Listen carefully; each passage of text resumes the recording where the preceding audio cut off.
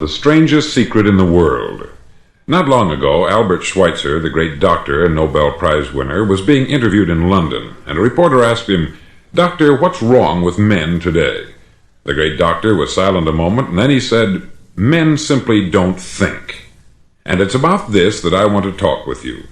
We live today in a golden age. This is an era that man has looked forward, dreamed of, and worked toward for thousands of years.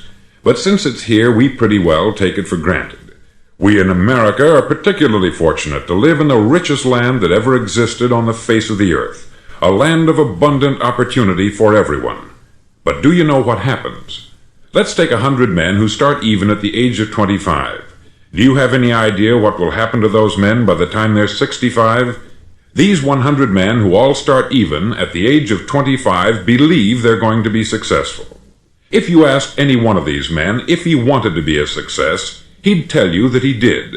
And you'd notice that he was eager toward life, that there was a certain sparkle to his eye, an erectness to his carriage, and life seemed like a pretty interesting adventure to him. But by the time they're 65, 1 will be rich, 4 will be financially independent, 5 will still be working, 54 will be broke. Now think a moment. Out of the 100, only 5 make the grade. Why do so many fail? What has happened to the sparkle that was there when they were 25? What's become of the dreams, the hopes, the plans? And why is there such a large disparity between what these men intended to do and what they actually accomplished? When we say about 5% achieve success, we have to define success. And here's the definition. Success is the progressive realization of a worthy ideal. If a man is working toward a predetermined goal and knows where he's going, that man is a success. If he's not doing that, he's a failure. Success is the progressive realization of a worthy ideal. Rollo May, the distinguished psychiatrist, wrote a wonderful book called Man's Search for Himself. And in this book he says, the opposite of courage in our society is not cowardice, it is conformity. And there you have the trouble today. It's conformity. People acting like everyone else, without knowing why, without knowing where they're going. Now think of it. In America right now, there are over 14 million people 65 years of age and over, and about 13 million of these 14 million are broke. They're dependent on someone else for life's necessities. Now we learn to read by the time we're 7. We learn to make a living by the time we're 25. Usually, by that time, we're not only making a living, we're supporting a family. And yet, by the time we're 65, we haven't learned how to become financially independent in the richest land that has ever been known. Why? We conform. And the trouble is that we're acting like the wrong percentage group, the 95% who don't succeed. Now, why do these people conform? Well, they don't know, really. These people believe that their lives are shaped by circumstances, by things that happen to them, by exterior forces. They're outer-directed people. A survey was made one time that covered a lot of men, working men, and these men were asked this question: why do you work? Why do you get up in the morning? 19 out of 20 had no idea. If you ask them, they'll say, everyone goes to work in the morning. And that's the reason they do it, because everyone else is doing it. Now let's get back to our definition of success. Who succeeds? The only man who succeeds is the man who is progressively realizing a worthy ideal. He's the man who says, I'm going to become this, and then begins to work toward that goal. I'll tell you who the successful people are. A success is the school teacher who's teaching school because that's what she wanted to do. The success is the woman who's a wife and mother because she wanted to become a wife and mother and is doing a good job of it. The success is the man who runs the corner gas station because that's what he wanted to do. The success is the successful salesman who wants to become a top-notch salesman and grow and build with his organization. A success is anyone who is doing deliberately a predetermined job because that's what he decided to do deliberately. But only 1 out of 20 does that. That's why today there isn't really any competition unless we make it for ourselves. Instead of competing, all we have to do is create. Now, for 20 years, I looked for the key which would determine what would happen to a human being. Was there a key I wanted to know which would make the future a promise that we could foretell to a large extent? Was there a key that would guarantee a person's becoming successful if he only knew about it and knew how to use it? Well, there is such a key, and I've found it. Have you ever wondered why so many men work so hard and honestly without ever achieving anything in particular, and others don't seem to work hard and yet seem to get everything? They have the magic touch. You've heard them say that about someone. Everything he touches turns to gold. And have you ever noticed that a man who becomes successful tends to continue to become successful, and on the other hand, have you noticed how a man who is a failure tends to continue to fail? It's because of goals. Some of us have them, some don't. People with goals succeed because they know where they're going. Now think of a ship leaving a harbor, and think of it with the complete voyage mapped out and planned. The captain and crew know exactly where it's going and how long it will take. It has a definite goal. 9,999 times out of 10,000 it will get to where it started out to get. Now let's take another ship, just like the first, only let's not put a crew on it, or a captain at the helm. Let's give it no aiming point, no goal, no destination. We just start the engines and let it go. I think you'll agree with me that if it gets out of the harbor at all, it will either sink or wind up on some deserted beach a derelict. It can't go any place because it has no destination and no guidance. It's the same with a human being. Take the salesman, for example. There is no other person in the world today with the future of a good salesman. Selling is the world's highest paid profession, if we're good at it and if we know where we're going. Every company needs top-notch salesmen, and they reward those men. The sky is the limit for them. But how many can you find? Someone once said, "The human race is fixed, not to prevent the strong from winning, but to prevent the weak from losing." The American economy today can be likened to a convoy in time of war. The entire economy is slowed down to protect its weakest link, just as the convoy had to go at the speed that would permit its slowest vessel to remain in formation. That's why it's so easy to make a living today. It takes no particular brains or talent to make a living and support a family today. So we have a plateau of so-called security, if that's what a person's looking for. But we do have to decide how high above this plateau we want to aim for. Now let's get back to the strangest secret in the world, the story that I wanted to tell you today. Why do men with goals succeed in life, and men without them fail? Well, let me tell you something which, if you really understand it, will alter your life immediately. If you understand completely what I'm going to tell you from this moment on, your life will never be the same again. You'll suddenly find that good luck just seems to be attracted to you. The things you want just seem to fall in line.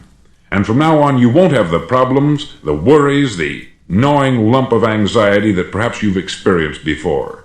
Doubt, fear, well, they'll be things of the past. Here's the key to success, and the key to failure. We become what we think about. Now let me say that again. We become what we think about. Throughout all history, the great wise men and teachers, philosophers and prophets have disagreed with one another on many different things. It is only on this one point that they are in complete and unanimous agreement. Listen to what Marcus Aurelius, the great Roman emperor, said. He said, "A man's life is what his thoughts make of it." Disraeli said this, "Everything comes if a man will only wait. I have brought myself by long meditation to the conviction that a human being with a settled purpose must accomplish it, and that nothing can resist a will that will stake even existence for its fulfillment."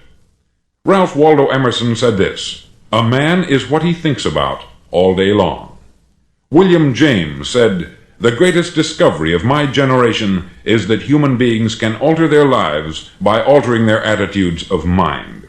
And he also said, "We need only in cold blood act as if the thing in question were real, and it will become infallibly real by growing into such a connection with our life that it will become real. It will become so knit with habit and emotion that our interest in it will be those which characterize belief." He also said this, "If you only care enough for a result, you will almost certainly attain it. If you wish to be rich, you will be rich. If you wish to be learned, you will be learned. If you wish to be good, you will be good. Only you must then really wish these things, and wish them exclusively, and not wish at the same time 100 other incompatible things just as strongly. In the Bible you read, in Mark 9:23, "If thou canst believe, all things are possible to him that believeth." Dr. Norman Vincent Peale said this, "This is one of the greatest laws in the universe. Fervently do I wish I had discovered it as a very young man. It dawned upon me much later in life, and I found it to be one of the greatest, if not my greatest discovery, outside of my relationship to God. And the great law, briefly and simply stated, is that if you think in negative terms, you'll get negative results. If you think in positive terms, you will achieve positive results. That is the simple fact which is at the basis of an astonishing law of prosperity and success. In 3 words, believe and succeed." William Shakespeare put it this way, "Our doubts are traitors, and make us lose the good we oft might win, by fearing to attempt." George Bernard Shaw said, "People are always blaming their circumstances for what they are. I don't believe in circumstances. The people who get on in this world are the people who get up and look for the circumstances they want, and if they can't find them, make them." Well, it's pretty apparent, isn't it? And every person who discovered this for a while believed that he was the first one to work it out. We become what we think about. Now it stands to reason that a person who's thinking about a concrete and worthwhile goal is going to reach it, because that's what he's thinking about. And we become what we think about. Conversely, the man who has no goal, who doesn't know where he's going, and whose thoughts must therefore be thoughts of confusion and anxiety and fear and worry, becomes what he thinks about. His life becomes one of frustration, fear, anxiety, and worry. And if he thinks about nothing, he becomes nothing. Now, how does it work? Why do we become what we think about? Well, I'll tell you how it works as far as we know. Now, to do this, I want to tell you about a situation that parallels the human mind. Suppose a farmer has some land, and it's good, fertile land. Now, the land gives the farmer a choice. He may plant in that land whatever he chooses. The land doesn't care. It's up to the farmer to make the decision. Now, remember, we're comparing the human mind with the land, because the mind, like the land, doesn't care what you plant in it. It will return what you plant, but it doesn't care what you plant. Now let's say that the farmer has 2 seeds in his hand. One is a seed of corn, the other is nightshade, a deadly poison. He digs 2 little holes in the earth and he plants both seeds, one corn, the other nightshade. He covers up the holes, waters, and takes care of the land, and what will happen? Invariably, the land will return what is planted. As it's written in the Bible, "As ye sow, so shall ye reap." Remember, the land doesn't care. It will return poison in just as wonderful abundance as it will corn. So up come the 2 plants, one corn, one poison. Now, the human mind is far more fertile, far more incredible and mysterious than the land, but it works the same way. It doesn't care what we plant. Success, failure. A concrete worthwhile goal, or confusion, misunderstanding, fear, anxiety, and so on. But what we plant, it will return to us. You see, the human mind is the last great unexplored continent on the earth. It contains riches beyond our wildest dreams. It will return anything we want to plant. Now you might say, well, if that's true, why don't people use their minds more? Well, I think they've figured out an answer to that too. Our mind comes as standard equipment at birth. It's free, and things that are given to us for nothing we place little value on. Things that we pay money for, we value. The paradox is that exactly the reverse is true. Everything that's really worthwhile in life came to us free. Our mind, our soul, our body, our hopes, our dreams, our ambitions, our intelligence, our love of family and children and friends. All these priceless possessions are free, but the things that cost us money are actually very cheap and can be replaced at any time. A good man can be completely wiped out and make another fortune. He can do that several times. Even if our home burns down, we can rebuild it, but the things we got for nothing, we can never replace. The human mind isn't used merely because we take it for granted. Familiarity breeds contempt. It can do any kind of job we assign to it, but generally speaking, we use it for little jobs instead of big important ones. Universities have proved that most of us are operating on about 10% of our abilities. Decide now, what is it you want? Plant your goal in your mind. It's the most important decision you'll ever make in your entire life.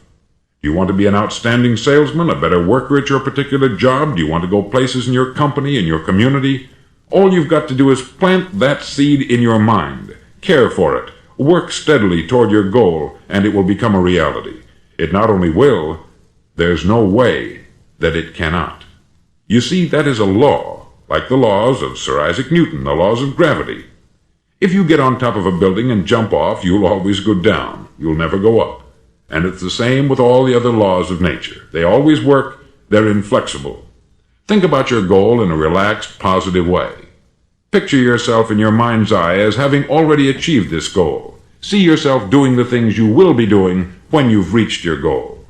Ours has been called the phenobarbital age, the age of ulcers and nervous breakdowns.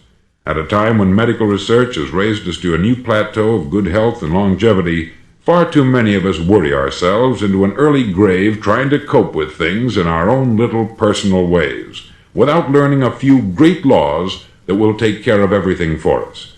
These things we bring on ourselves through our habitual way of thinking. Every one of us is the sum total of his own thoughts. He is where he is because that is exactly where he really wants to be, whether he'll admit that or not.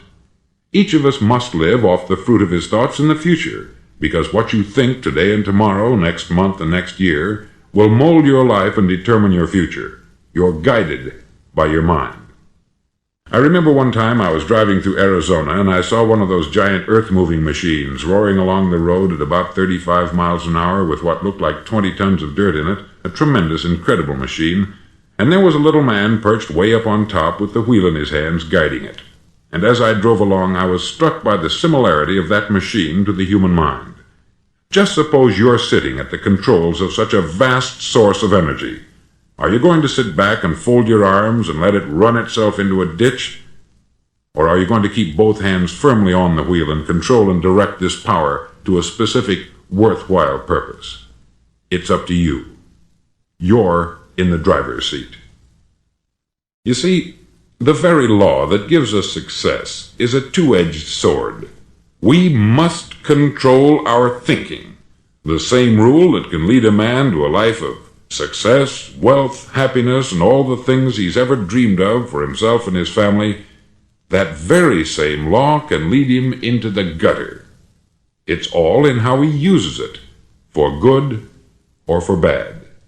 This is the strangest secret in the world. Now, why do I say it's strange, and why do I call it a secret? Actually, it isn't a secret at all. It was first promulgated by some of the earliest wise men, and it appears again and again throughout the Bible. But very few people have learned it, understand it.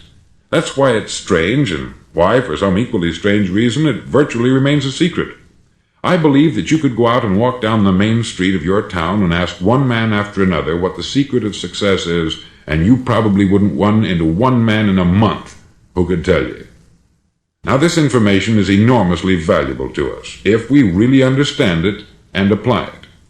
It's valuable to us not only for our own lives, but the lives of those around us, our family, employees, associates, and friends. Life should be an exciting adventure. It should never be a bore. A man should live fully, be alive. He should be glad to get out of bed in the morning. He should be doing a job he likes to do because he does it well. One time I heard Grove Patterson make a speech, the editor-in-chief of the Toledo Daily Blade, and as he concluded his speech, he said something that I've never forgotten. He said something like this: "My years in the newspaper business have convinced me of several things, among them that people are basically good, and that we came from someplace, and we're going someplace. So we should make our time here an exciting adventure. The architect of the universe didn't build a stairway leading nowhere. And the greatest teacher of all, the carpenter from the plains of Galilee, gave us the secret time and time again. As ye believe, so shall it be done unto you." I've explained the strangest secret in the world and how it works. Now I want to explain how you can prove to yourself the enormous returns possible in your own life by putting this secret to a practical test. I want you to make a test that will last 30 days. Now it isn't going to be easy. If you'll give it a good try, it will completely change your life for the better.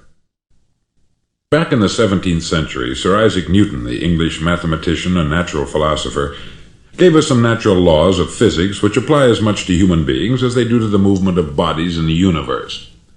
Now, one of these laws is that for every action, there is an equal and opposite reaction. Simply stated, as it applies to you and me, it means we can achieve nothing without paying the price. The results of your 30-day experiment will be in direct proportion to the effort you put forth. To be a doctor, you must pay the price of long years of difficult study. To be successful in selling, and remember that each of us succeeds to the extent of his ability to sell, selling our families on our ideas, selling education in schools, selling our children on the advantages of living the good and honest life, selling our associates and employees on the importance of being exceptional people, to, of course, the profession of selling itself. But to be successful in selling our way to the good life, we must be willing to pay the price. Now, what is that price? Well, it's many things. First, it's understanding emotionally, as well as intellectually, that we literally become what we think about, that we must control our thoughts if we're to control our lives. It's understanding fully that, as ye sow, so shall ye reap. Secondly, it's cutting away all the fetters from the mind and permitting it to soar as it was divinely designed to do. It's the realization that your limitations are self-imposed, and that the opportunities for you today are enormous beyond belief. It's rising above narrow-minded pettiness and prejudice. Thirdly, to use all your courage to force yourself to think positively on your own problem, to set a definite and clearly defined goal for yourself, to let your marvelous mind think about your goal from all possible angles, to let your imagination speculate freely upon many different possible solutions, to refuse to believe there are any circumstances sufficiently strong to defeat you in the accomplishment of your purpose, to act promptly and decisively when your course is clear, and to keep constantly aware of the fact that you are, at this moment, standing in the middle of your own acre of diamonds, as Russell Conwell used to point out. Fourth, save at least 10% of what you earn. It's also remembering that no matter what your present job, it has enormous possibilities if you're willing to pay the price. Now let's just go over the important points in the price each of us must pay to achieve the wonderful life that can be ours. It is, of course, worth any price. 1. You will become what you think about. 2. Remember the word imagination. Let your mind soar. 3. Courage. Concentrate on your goal every day. 4. Save 10% of what you earn. And action. Ideas are worthless unless we act on them. Now I'll try to outline the 30-day test I want you to make. Now keep in mind that you have nothing to lose by making this test, and everything you could possibly want to gain. There are two things that may be said of everyone. Each of us wants something, and each of us is afraid of something. I want you to write on a card what it is you want more than anything else. It may be more money. Perhaps you'd like to double your income or make a specific amount of money. It may be a beautiful home. It may be success at your job. It may be a particular position in life. It could be a more harmonious family. Each of us wants something. Write down on your card specifically what it is that you want. Make sure it's a single goal and clearly defined. You needn't show it to anyone, but carry it with you so that you can look at it several times a day. Think about it in a cheerful, relaxed, positive way each morning when you get up, and immediately you have something to work for, something to get out of bed for, something to live for. Look at it every chance you get during the day and just before going to bed at night. As you look at it, remember that you must become what you think about, and since you're thinking about your goal, you realize that soon it will be yours. In fact, It's yours really the moment you write it down and begin to think about it. Look at the abundance all around you as you go about your daily business. You have as much right to this abundance as any other living creature. It's yours for the asking. Now we come to the difficult part. Difficult because it means the formation of what is probably a brand new habit, and new habits are not easily formed. Once formed, however, it will follow you for the rest of your life. Stop thinking about what it is you fear. Each time a fearful or negative thought comes into your consciousness, replace it with a mental picture of your positive and worthwhile goal. There will come times when you will feel like giving up. It's easier for a human being to think negatively than positively. That's why only 5% is successful. You must begin now to place yourself in that group. For 30 days, you must take control of your mind. It will think only about what you permit it to think.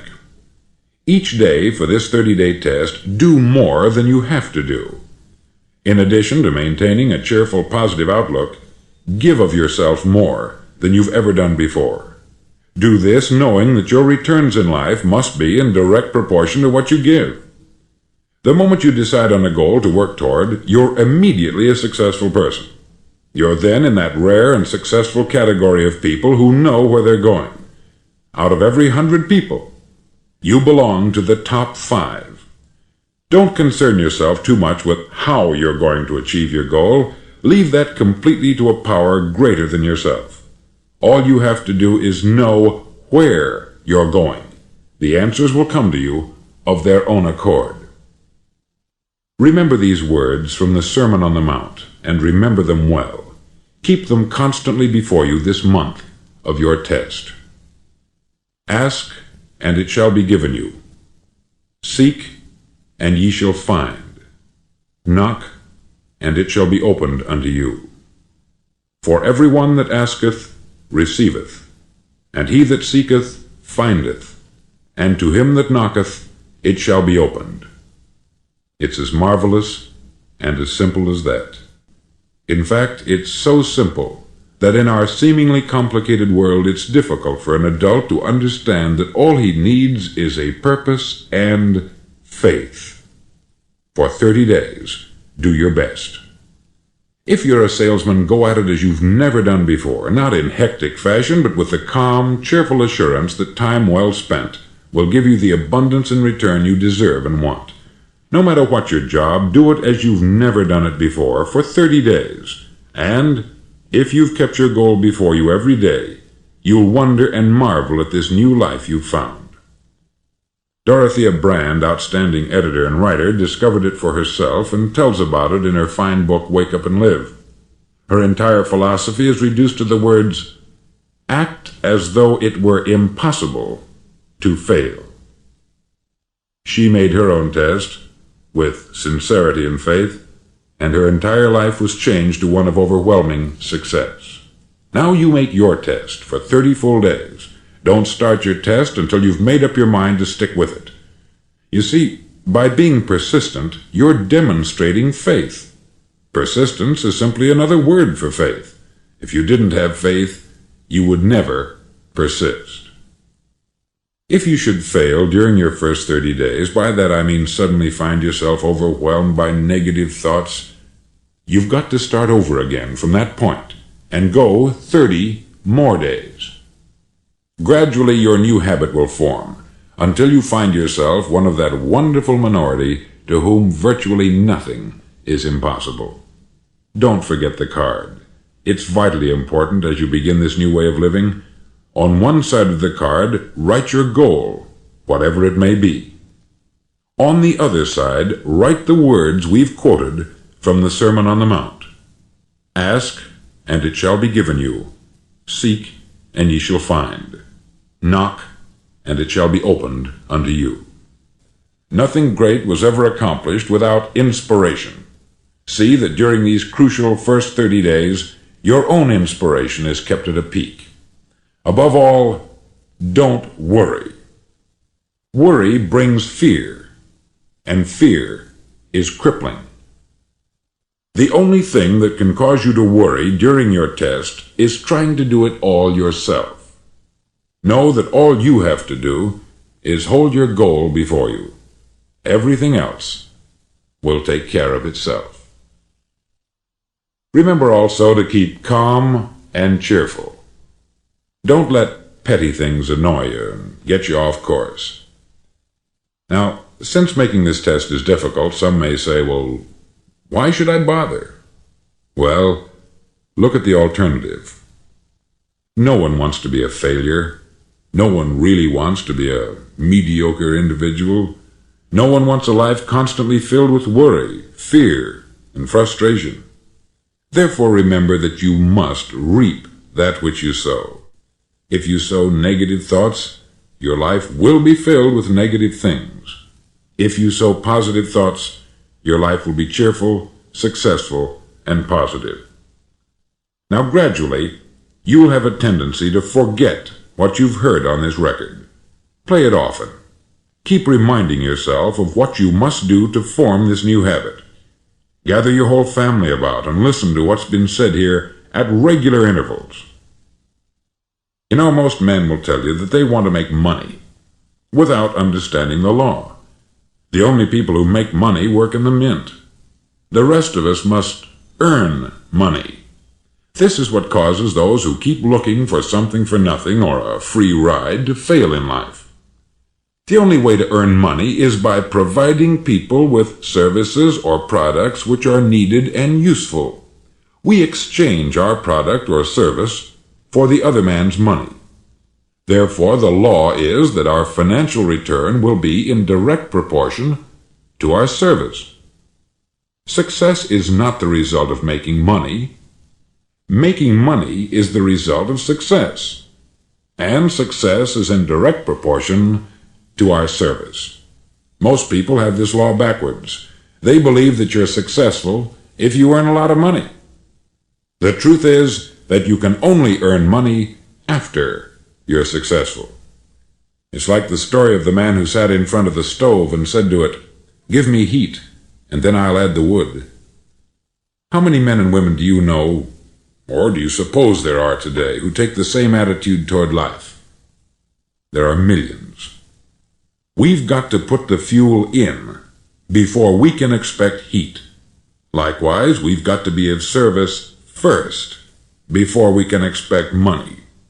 Don't concern yourself with the money. Be of service. Build, work, dream, create. Do this, and you'll find there's no limit to the prosperity and abundance that will come to you. Prosperity is founded upon a law of mutual exchange. Any person who contributes to prosperity must prosper in turn himself. Sometimes the return will not come from those you serve, but it must come to you from someplace, for that is the law. For every action, there is an equal and opposite reaction. As you go daily through your 30-day test period, remember that your success will always be measured by the quality and quantity of service you render, and money is a yardstick for measuring this service. No man can get rich himself unless he enriches others. There are no exceptions to a law. You can drive down any street in America and from your car estimate the service that's being rendered by the people living on that street. Had you ever thought of this yardstick before? It's interesting. Some, like ministers and priests and other devoted people, measure their returns in the realm of the spiritual, but again, their returns are equal to their service. Once this law is fully understood, any thinking person can tell his own fortune. If he wants more, he must be of more service to those from whom he receives his return. If he wants less, he has only to reduce this service. This is the price you must pay for what you want. If you believe you can enrich yourself by deluding others, you can only end by deluding yourself. It may take some time, but just as surely as you breathe, you'll get back what you put out. Don't ever make the mistake of thinking you can avert this. It's impossible. The prisons and the streets where the lonely walk are filled with people who tried to make new laws just for themselves. We may avoid the laws of man, but there are greater laws that cannot be broken. An outstanding medical doctor recently pointed out 6 steps that will help you realize success. 1. Set yourself a definite goal. 2. Quit running yourself down. 3. Stop thinking of all the reasons why you cannot be successful, and instead think of all the reasons why you can. 4. Trace your attitudes back through your childhood and try to discover where you first got the idea you couldn't be a success, if that's the way you've been thinking. 5. Change the image you have of yourself by writing out a description of the person you would like to be. And 6. Act the part of the successful person you have decided to become. The doctor who wrote those words is a noted West Coast psychiatrist, David Harold Fink, M.D. Do what all experts since the dawn of recorded history have told you you must do. Pay the price by becoming the person you want to become. It's not nearly as difficult as living unsuccessfully. Make your 30-day test. Then repeat it. Then repeat it again. Each time it will become more a part of you until you'll wonder how you could ever have lived any other way. Live this new way, and the floodgates of abundance will open and pour over you more riches than you may have dreamed existed. Money? Yes, lots of it. But what's more important, you'll have peace. You'll be in that wonderful minority who lead calm, cheerful, successful lives. Start today. You have nothing to lose, but you have a life to win.